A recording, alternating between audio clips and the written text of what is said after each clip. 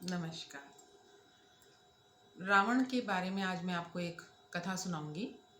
रावण को मिले हुए श्राप के बारे में, जिसमें कि रावण को एक श्राप मिला हुआ था कि अगर वो किसी भी स्त्री को उसकी इच्छा के विरुद्ध छुएगा तो उसका नाश हो जाएगा। जो उसके सीता के बारे में यही हुआ।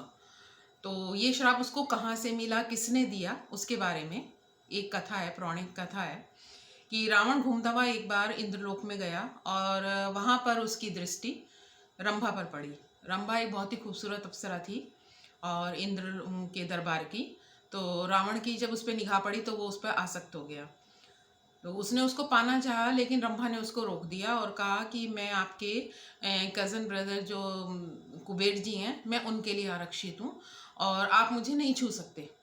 लेकिन रावण तब भी नहीं माना और उसने जबरदस्ती रंभा के साथ दुराचार किया।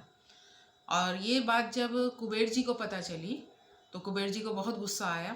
वो गुस्से में आए और उन्होंने रावण को कहा कि दुराचारी, तूने अपनी भाभी माँ समान उसको भी नहीं छोड़ा, तो मैं तुझे आज श्राप देता हूँ कि अगर तूने अपनी लाइफ में किसी भी स्त्री को उसकी इच्छा के विरुद्ध छूने की कोशिश करी या पाने की कोशिश करी तो तेरा नाश निश्चित है।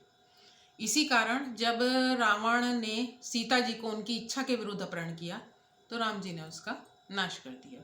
तो ये उसको जो था वो उसके श्राप की वजह से ही था। और इसमें एक कथा और भी है कि जो सीता जी थी वो रावण की पुत्री थी। अब वो सीता जी रावण की पुत्री कैसे थी उसके बारे में भी एक कथा है कि जब ये रावण दुराचारी तो था ही, बहुत बुरा राक्षस था। तो एक बार इसने एक वन में खूब सारे ऋषियों को मार के और उनका जो खून था वो एक घड़े में रख लिया और वो घड़ा ये अपने वहाँ ले गया श्रीलंका में, अपने महल में। तो उसने वो घड़ा उठा के मंदोदरी को दिया और कहा कि इसके अंदर बहुत तीक्ष्ण जहर है जिसे पीने से कोई भी मर जाए और इसे तुम संभाल के रख दो। तो रावण जब एक बार कहीं बाहर गया हुआ था तो मंदोदरी तो दुखी थी बहुत रावण की उससे। तो रावण मंदोदरी ने मरने की इच्छा से वो घड़े का खून पी लिया। तो उससे वो मरी तो हुई नहीं क्योंकि वो तो ऋषियों का वो था, सत था। तो उसको वो प्रेग्नेंट हो गई, गर्भवती हो गई वो उस खून की वजह से। लेकिन मंदोदरी बड़ी घबरा गई कि अब अगर ये बात रावण को पता चली और रावण तो यहाँ है नहीं तो वो तो मेरे पे लांछन लगा देगा कि उसके बिना मैं गर्भवती कैसे हो गई।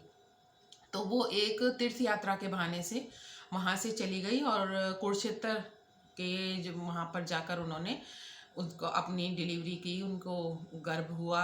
वो सीता जी जो थी वो पैदा हुई और उन्होंने उनको उसको एक घड़े में करके और ज़मीन में दाब दिया।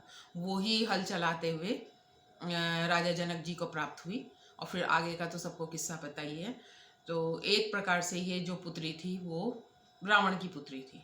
तो इस वजह से भी रावण कभी उस पे उनको छूने नहीं सका अपनी सीता जी को।